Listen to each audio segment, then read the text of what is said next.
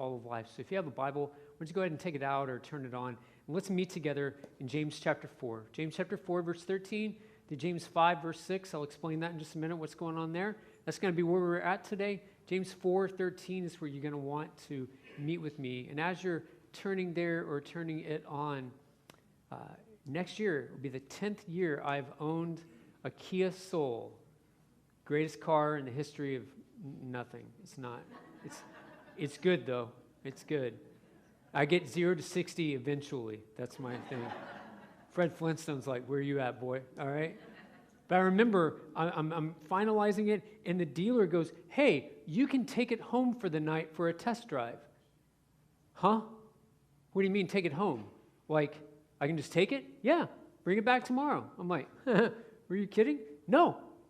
To have fun. Drive it around. I'm like, this is not going to be fun. In fact, I get in the car, and knuckles are lily white. And I drive down a road that will not be named, but rhymes with Almeda, Genoa, okay? I am driving so slow that grandparents are passing me, giving me the stink eye, like, what is the matter with you? And they're telling me I'm number one, but they're just not using this finger. I'm driving so slow that turtles are like, I'm going to lap you. And I finally bring it back unscathed because it wasn't mine. It wasn't mine. I finally bring it back, and I'm thanking God for the no-wreck night I just had. And then I pay for the car, and then I promptly make a sinful mistake as I go to my car, and I put in what I would call accessories because I wanted to make it mine because it was mine. And right there, I just made a sinful mistake.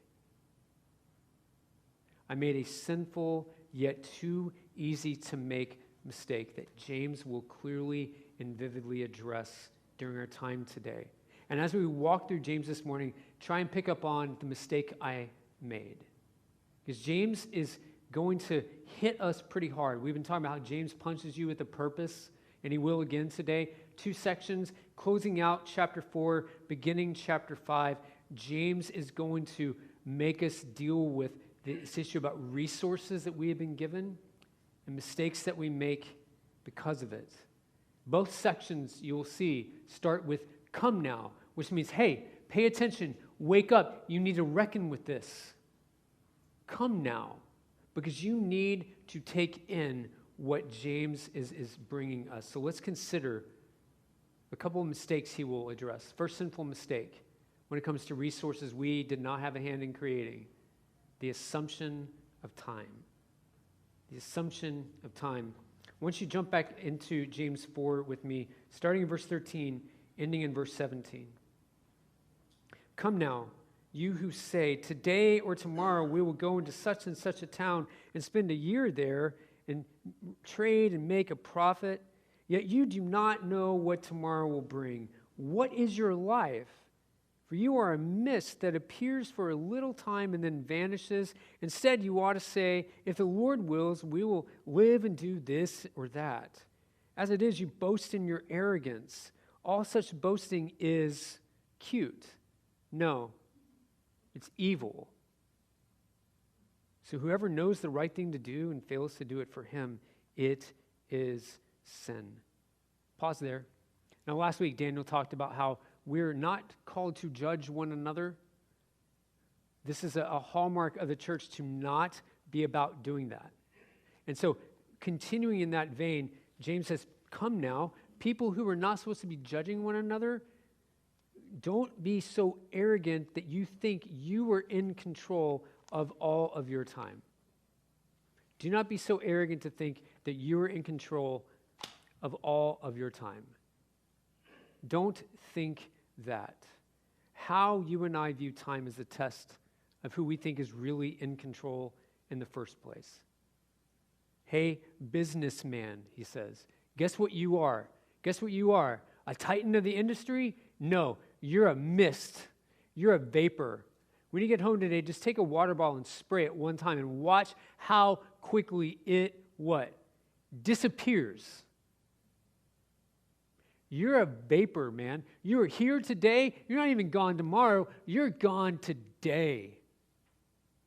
Hey, don't think that you have all time worked out. Don't grip your plans so hard that you can't handle the change that God will inevitably bring. Don't raise your hands, but has God ever tweaked your schedule in a way that was inconvenient? Don't grip that. It was common for business travel then, like it is now. We'll plan this, we'll do that, we'll make the money, we'll seal the deal, we will celebrate because we have just made us some cash.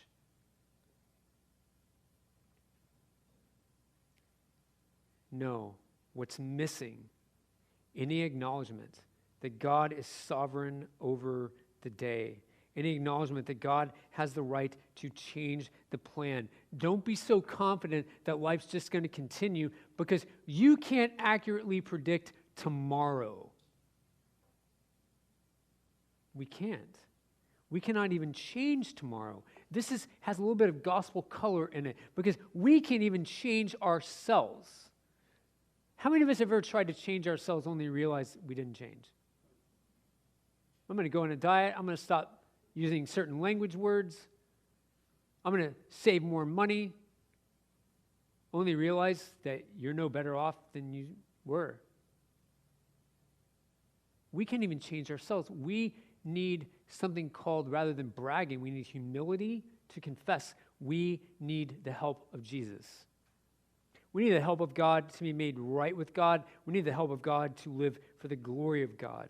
We can't change it. Even though you and I, we have calendars and we have planners and we have computers, and to find out what to wear tomorrow, because it's going to be 40s in the 40s tomorrow, allegedly, I'll believe it when I feel it.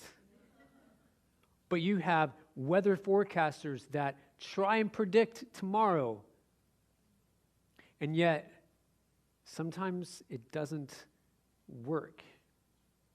So in verse 15, he brings a correction. How do I know? He says, you ought. You ought rather to say, if the Lord wills. The Lord wills. Proper perspective. My life is in the hands of God. I will plan with that in mind. I will do this or that if the Lord wills. I want you to look right at me for a minute. This is not some mantra you get to say that ensures the blessing of God. I said the thing, so God has to do it. No, instead of a mantra, it's more like an attitude that permeates all of what you do and how you approach time. You don't always have to say it. Like if you miss a Lord willing, you're not doomed, okay? And let me give you an illustration that Paul, Acts chapter 18, Acts chapter 19. Acts 18:21, Acts 19:21. Acts 18:21. But on taking leave of them, he said, I will return to you if God wills. And he set sail from Ephesus just one chapter later. Now, after those events, Paul resolved in the Spirit to pass through Macedonia and Achaia and go to Jerusalem, saying, after I have been there, I must also go to Rome. He wasn't saying if the Lord wills, but he just knew, he had this sense, okay, God must direct my steps. He must. Knowing who is in control is just wonderfully liberating. Do you know that people need to see a bunch of people who have been freed from trying to control time? Can you imagine how weird you're going to look when you realize that your life is not under your control fully, but is under the control of a sovereign God? How worry-free would you be? And man, do we have a need to display a worry-free life for people who are looking. We should be living this way that even our most ardent unbelievers say, man, I wish this were true. And you're like, it is true. Are you sure? I am sure. Jason, I can share the gospel based on how I view time? Yeah. Absolutely. If the Lord wills. And then James calls them out. Your actions are evil. You're behaving like an evil person. your control is an illusion that you've bought into. He's literally stating you are boasting in your own arrogance. Get this, you're boasting in boasting. Oh yeah? I can boast better. Those are a hit to be around at parties, aren't they? You are acting evil. The right thing to do is to not judge, to not boast, to not plan without God's view in mind. If you are obligated to do that since you know that, and you cannot get off the hook, well, at least I didn't kill anyone or rob or do anything immoral like that. No. If you know this to be true, you're on the hook for it. If you fail to do right, you're in the wrong. James blisters us with this. Let us not assume this time is mine. Let us not assume that this day is mine. Don't assume about time. But let us have a raising of our gaze and say, okay, Lord, you have ultimate control. That doesn't mean don't plan. I'll get to that later, but plan is a 4-letter word more of us need to say. This is not ultimate. It's just not ultimate. And he's going to set us up, though, James, with an even tougher part of the text. Playing off knowing the right thing to do, yet not doing. He's going to totally get us. If he hadn't gotten you with this one, he's going to get you with that one. Here it is. Another mistake we make with regards to resources we did not create. The consumption of treasure, money, cash. The consumption of treasure. That's James 5, 1-6. How we view it is a test of who is our ultimate provider. Who or what will we go after with all of our might?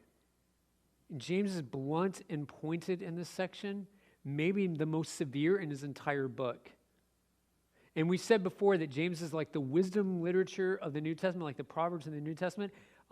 Just look at me for a second. He's not going to come across like Proverbs. He's going to come across more like an Old Testament prophet. Cranky, filled with fire.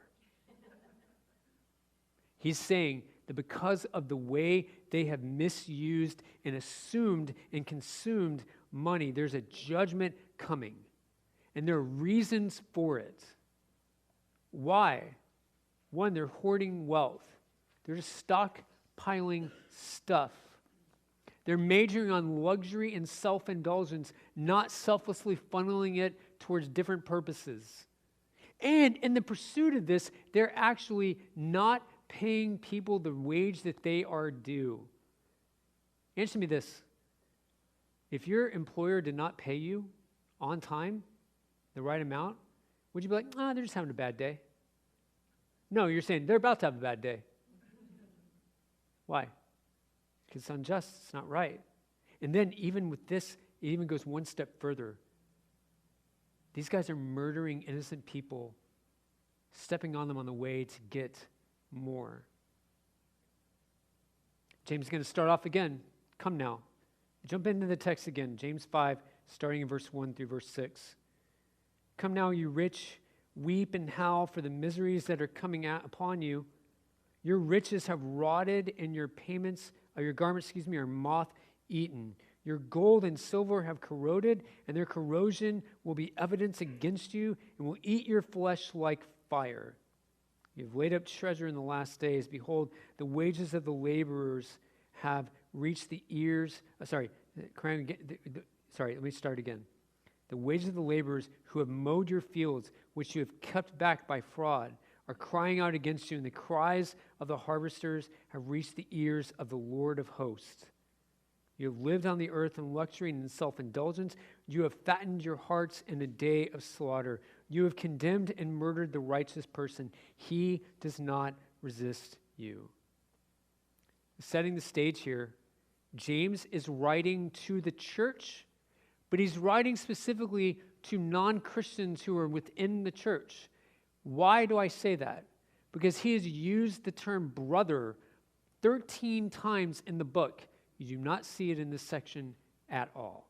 You will see it later in chapter 5.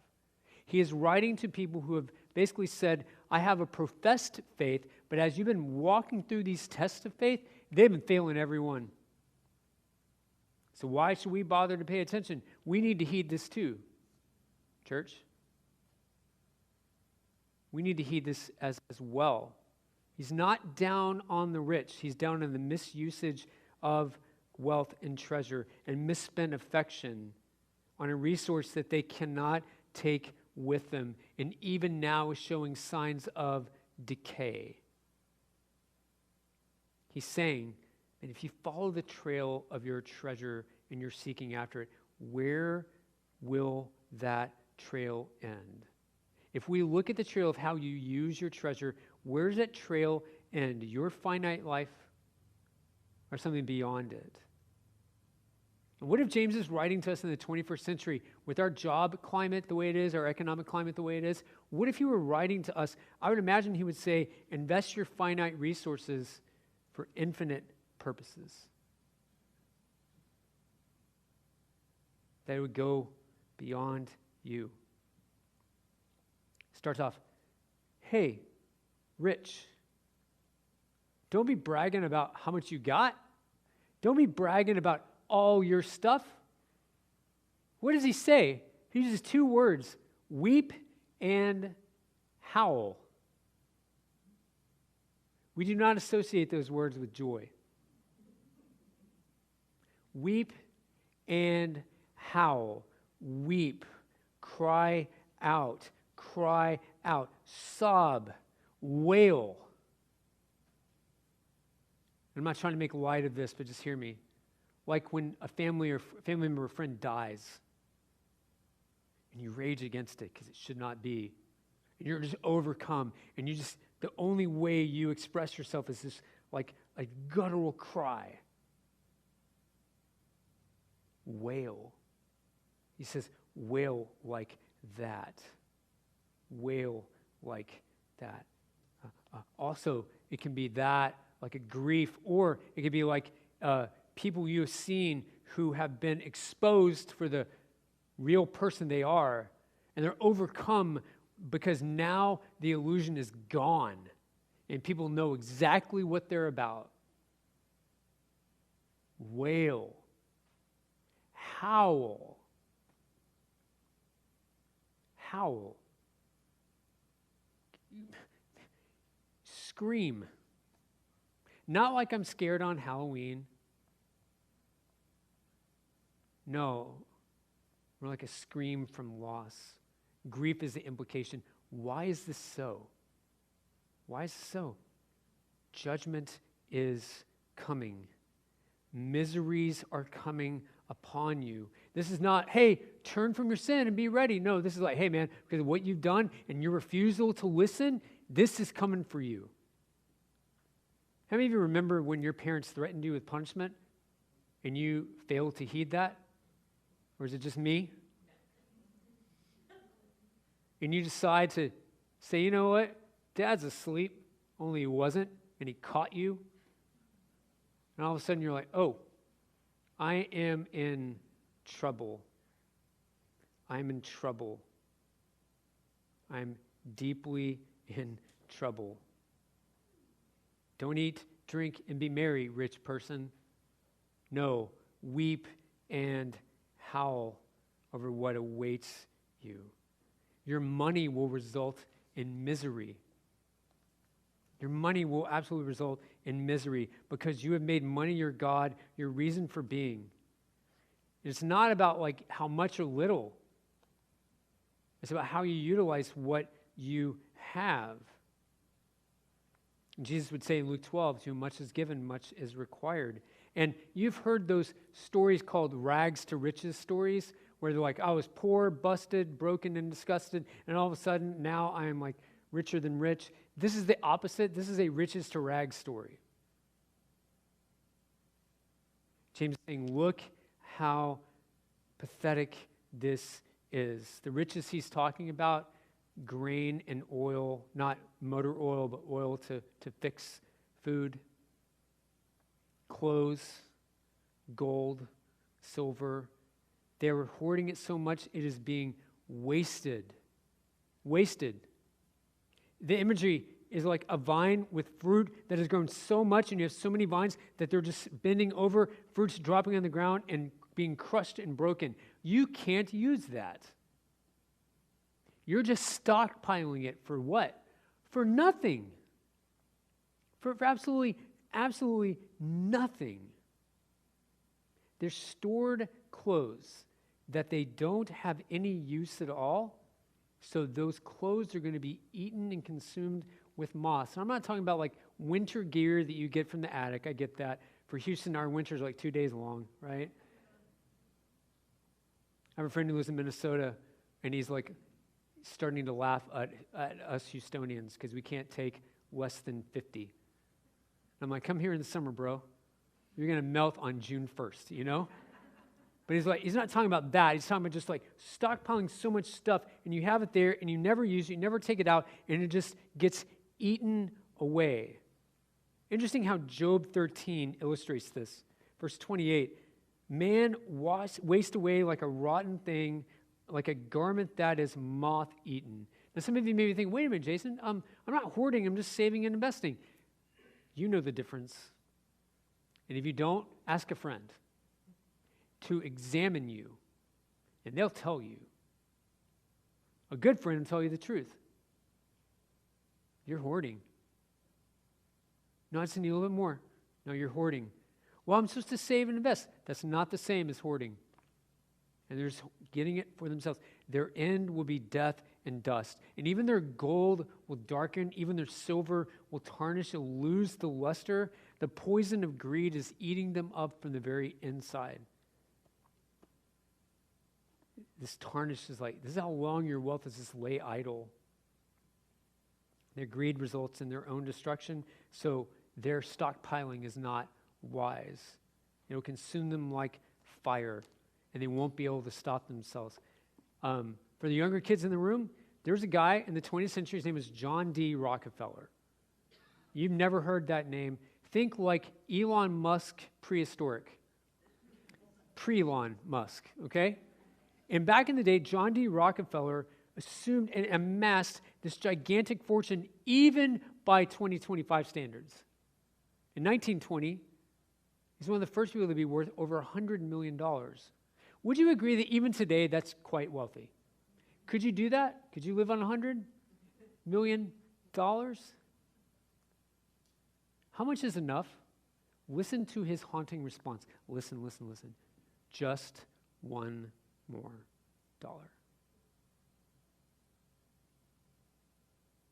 Like, bro, you've got $100 million, you can't even count them. Just one more.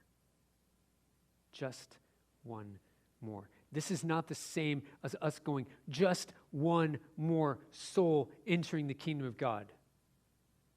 If you want to call that a greed, that's a good gospel greed that you're called to have. This is not that. When you're consumed with amassing treasure and wealth, it will be your undoing.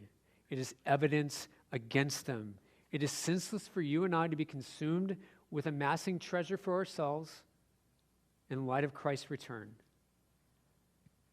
And verse 4 is not just inward.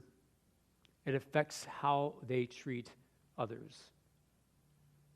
Now you get to see this greed is actually oppressing a group of people. Rather than generosity, they're exploiting their laborers. Day laborers. They would gather at the city square and be farmed out for projects. Isn't it good to know we don't do that anymore? And so they would pay them for a day's wage, and now their sin is being revealed because they know that what they're doing is wrong and evil, because they've been exposed to Proverbs chapter 3, verse 27 and 28, and Malachi chapter 3, verse 5. Do not withhold good from those to whom it is due when it is in your power to do it. Do not say to your neighbor, go and come again. Tomorrow I will give it when you have it with you. Malachi 3. Then I will draw near to you for judgment. I will be a swift witness against the sorcerers, against the adulterers, against those who swear falsely, against those who oppress the hired worker in his wages, the widow and the fatherless, against those who thrust aside the sojourner and do not fear me, says the Lord of hosts. Wait a minute, Jason, didn't James say that? Yeah, and we're going to get there in just a couple minutes. Remember, Lord of hosts. The wages, their daily wages, are crying and shouting out, you withheld from me. You lied to me. You committed fraud against me. You deceived me. You broke promises to me. And the Lord of hosts, the God of heaven's armies. Angels are not cute little flittery things. If an angel landed here right now, we would all need diapers. I wasn't even saying that for a laugh. I'm just saying like they are huge and imposing. And this is the God who's like, I command thousands upon thousands of them to do my bidding. The God who says he is the Lord of hosts, the God of angel armies, one of the best hymns in our faith. A mighty fortress is our God. Lord Sabaoth, that's the same thing. This is not gentle and mild Jesus. This is Jesus who's coming to wreck what's been wrecked. He says the Lord of hosts is there. You better walk humbly before the Lord of hosts. You better stop trusting your stuff and trust in him. Another gospel coloring here. The whole reason we're in this mess, look at me, is we stopped trusting that God was enough. Genesis chapter 3, do not eat of the tree. Oh, but I see it's nice for food. You've been holding out on me, God. I'm going to believe the lie, and I'm going to go and take it. You right there have committed treason against the sufficiency of Jesus. Sufficiency of God on display, all the other parts of the garden except that one tree, and you say, no, I'm going to have that. You're holding out on me. I don't trust you. I won't obey you because you're not trustworthy enough to be obeyed. And because of that, death, decay, brokenness enters the world. Except for Jesus, who came. I mean, just a few months ago, we celebrated the triumphal entry. He wasn't in a big horse and full with carriage and gold. Comes on a donkey.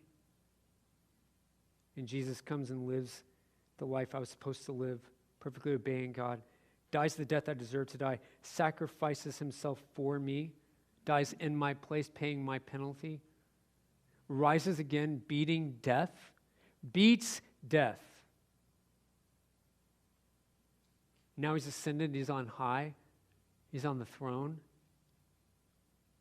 The tomb is empty, the throne is occupied. He has defeated Satan, he rules and reigns. He is coming back to unravel the unraveling we have done in the world. And he restores everything, which he can restore you back to himself. And we have been comforted, many of us, with that verse in Romans. If God is for you, who can be against you? Haven't you been comforted by that? I hope so. But be warned by the opposite. If God is against you, who can be for you? And if the Lord of hosts is coming against you, I have bad news for you. You're done. But the Lord of hosts is coming for you. I have great news. No one's going to be able to snatch you out of his hand. No one. You people, he says, have lived a life of luxury. You have lived a life in full softness. It's a soft, comfortable life, but it numbs us to the real effect. You have been self-indulgent, extravagant, and wasteful on yourself. You have looked for vice rather than virtue. You are saying, no, it's mine, it's mine, it's mine. James isn't against pleasure. He's against idolizing pleasure apart from having pleasure in God. And then he uses a sarcastic illustration that, let me just tell you, never use this today either. He says, you are cattle. Tell me how it goes when you walk up to someone and say, hey, cow, not a good thing for you.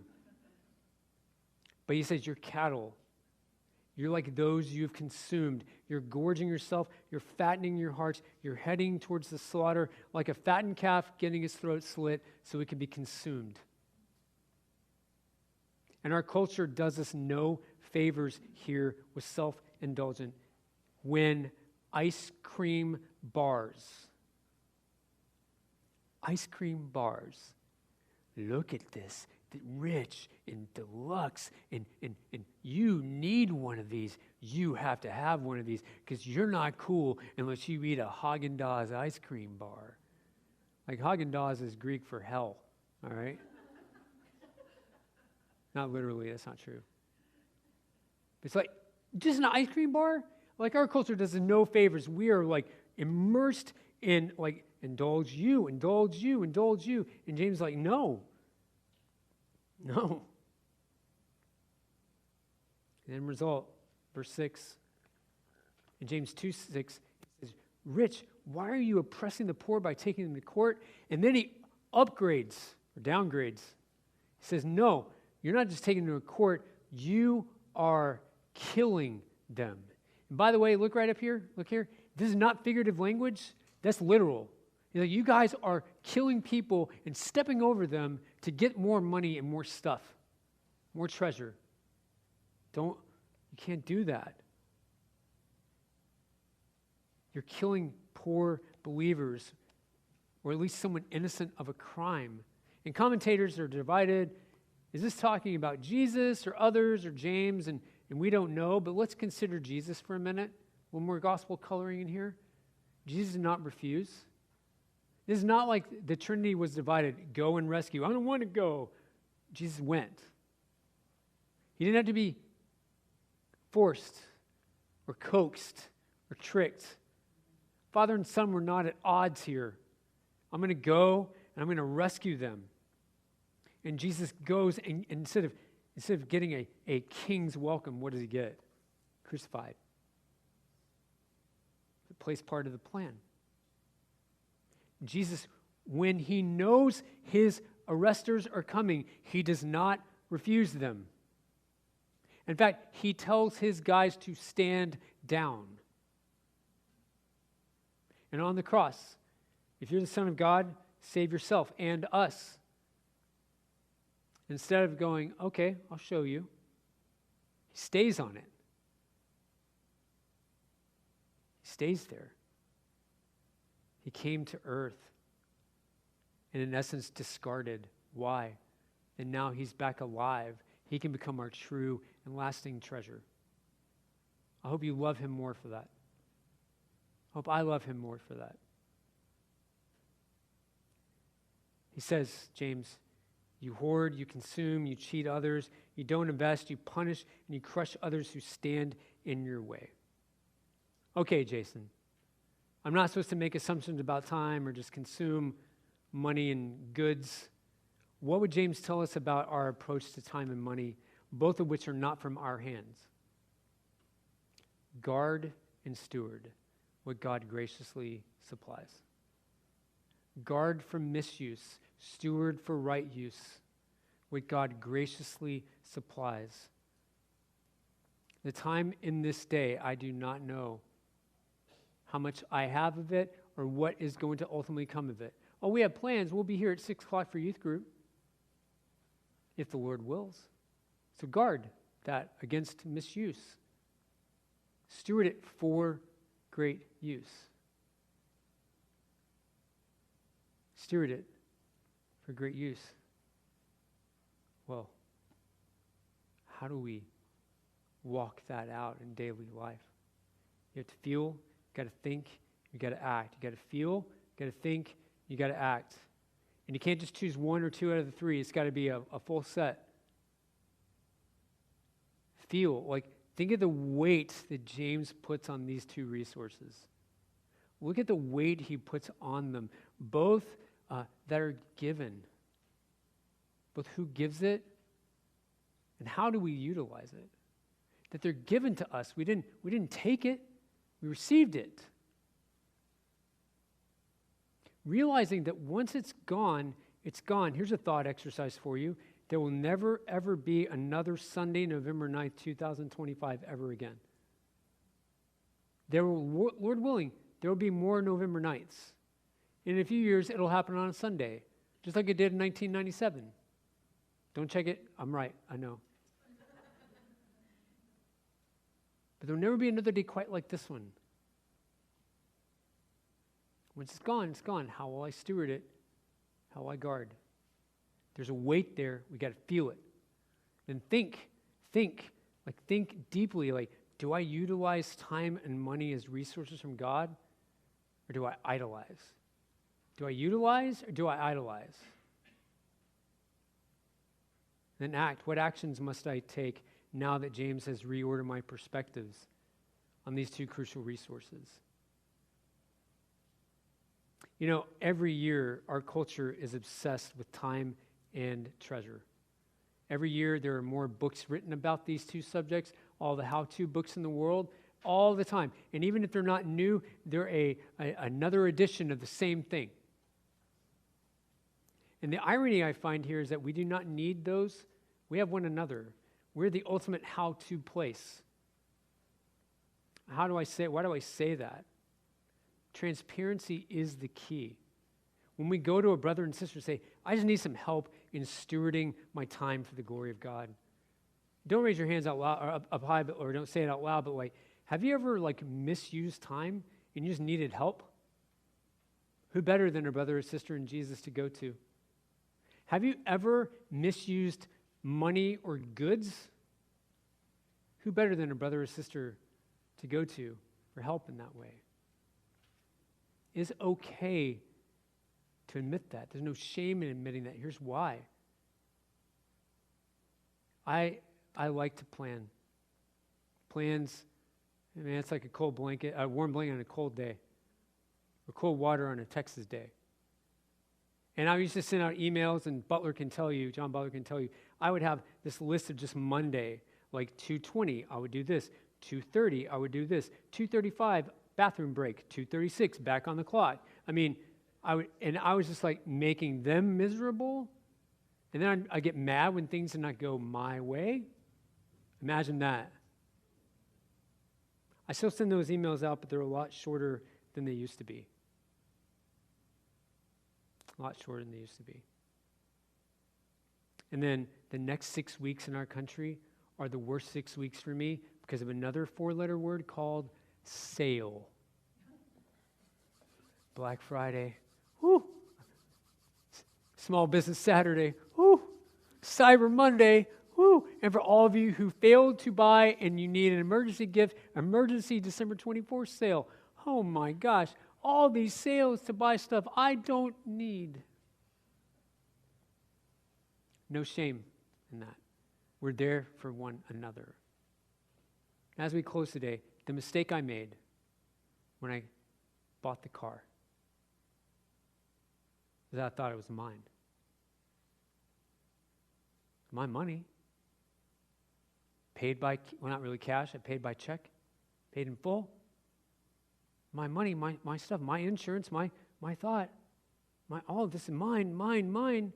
No. I got news for you. It wasn't mine before I got the title. And it's not mine even though the title's in my name. I made this idea in my head that this was mine to consume. No, may I use this for more than just a nice commute to and from the office. May I guard and steward what God has graciously supplied. Pray with me.